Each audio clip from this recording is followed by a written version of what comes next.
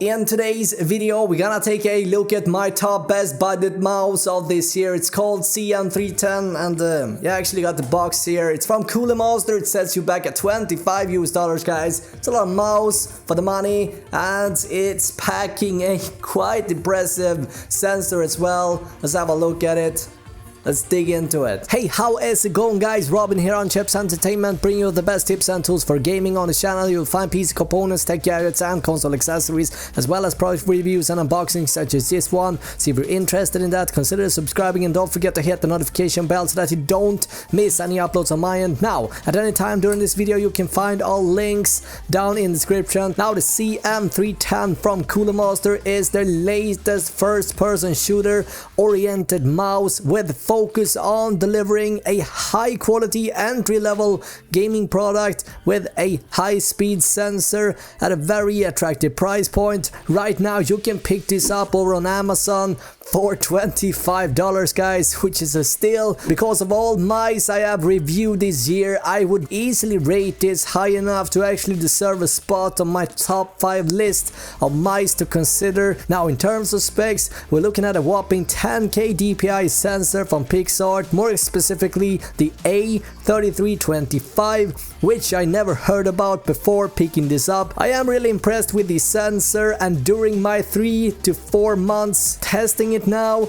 it has never once let me down. And for fast-paced FPS titles such as Fortnite, Battlefield 5, Call of Duty Blackout, it's a match in heaven. Now, the onboard DPI switcher does a brilliant job of fast jumping between the various DPI profiles, and each profile has their own color, so it's very easy to switch and jump around between them and finding your own personal favorite. Now, grip type on this one is palm and claw. I'm a palm gripper, so to speak, and it fits my normal sized hands perfectly. And I would best describe the CM310 to be the size you typically find the most popular mice, such as the Death Adder from Razer or the Proteus Spectrum from Logitech, as an example. Now, main materials used here is ABS plastic and rubber. It comes in black and it features RGB with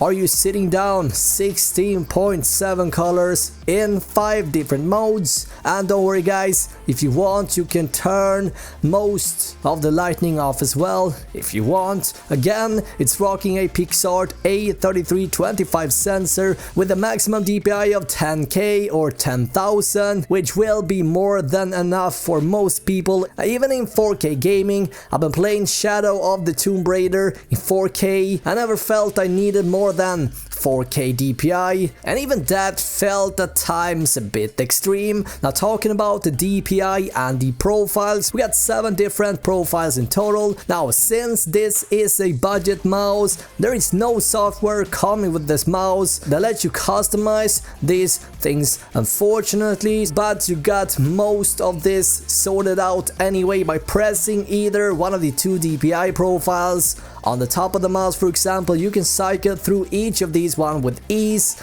regardless if you're in game or not, which is a nice thing and I really like that. Anyway, the lowest DPI you can set is 500, the next one is 1K, 2K, 3K, 4K, 5K, and finally, yeah, 10K.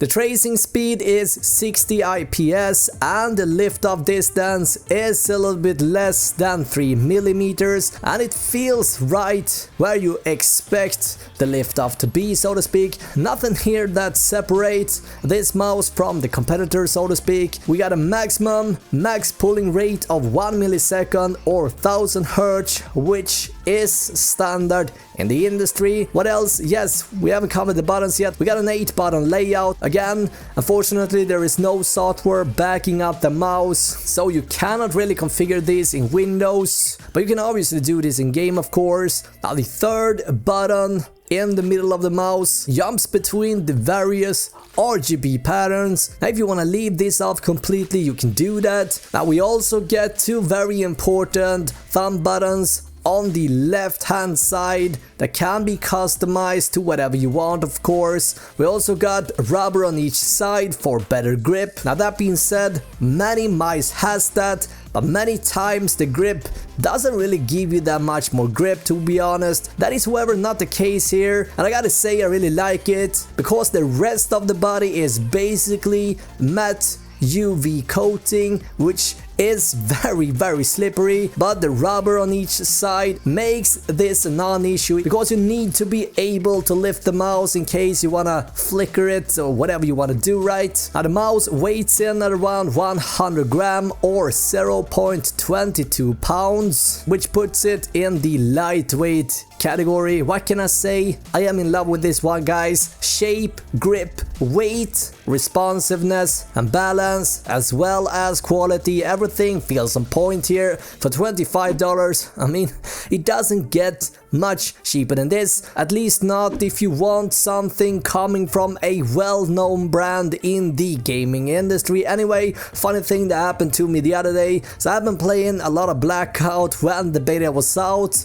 I was in game and my fingers started to slip right, and I accidentally pressed the DPI profile changer button, and suddenly my aim was all over the place. Luckily, one of the cool things with the CM310, which you won't find on every mouse, is that you got two buttons to jump between profiles, right? One that jumps up a level and the other one that jumps down, right? And so instead of having to cycle through all the 7 different profiles to get back to where I was, I only had to press this single one button, right, and it was all good again. It might sound like a minor thing, but boy does this help during the intense moments out there on the battlefield, because you don't want to go through the cycle through shit. That is the last thing you want to focus on. So definitely kudos to Cooler Monster for implementing 2 buttons instead of just 1. Now I cannot recommend the CM310 enough, guys. This could also work as your backup one in case your main mouse decides to call it a day and sign out. That is what I'm using this for right now. Also, I need something for when I'm traveling that I won't cry too much about if it, for example, would get stolen. But guys, let me know in the comments below, would you consider this mouse? And also, what is your favorite budget one? Thank you so much for watching this video, and until next time, guys, have an awesome day, right?